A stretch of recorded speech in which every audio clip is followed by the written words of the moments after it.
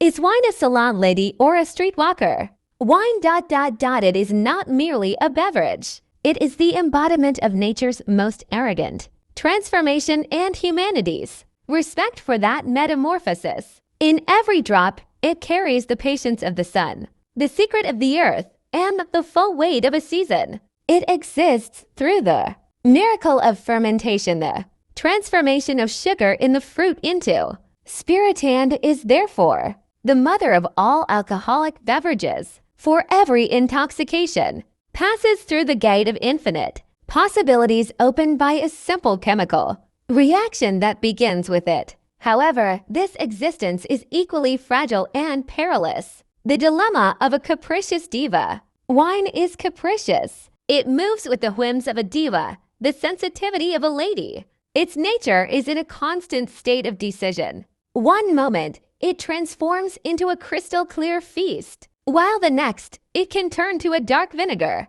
a poisonous betrayal. Humankind is the only entity watching over this balance. If you approach it with knowledge, patience, and almost a form of worship, if you keep it in the perfection of hygiene and the millimetric control of temperature, it offers you the elegance of a salon lady. That deep burgundy, that amber dancing in the glass, promises an indescribable pleasure and a lasting nobility on the palate. Every sip adds depth to a conversation and refines the soul. But if you neglect it, disdain the process, and underestimate the science, it takes its revenge and instantly descends upon you like a disaster. With the brazenness of a streetwalker, the noble chemistry of wine suddenly turns into a toxic nuisance. Not only the producer's effort, but also their reputation is poisoned. It can lead the taster to nausea, vomiting, or even those most dreadful, dark consequences, blindness, or death.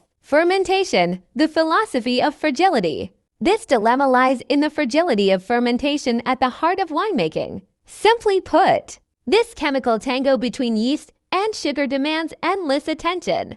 Oxygen is an enemy, temperature is a tyrant, and hygiene is a deity to be worshipped. A winemaker is not just a craftsman, but also the guardian of an ethic, because the capricious character of wine imposes on the producer not only a promise of flavor, but also a serious responsibility regarding public health. The decision made at every stage of production is an ethical judgment. Failure is not just a commercial loss, but a societal risk. Wine is, therefore, an idea that must be cultivated with knowledge. Instead of trying to control it, we should try to understand it.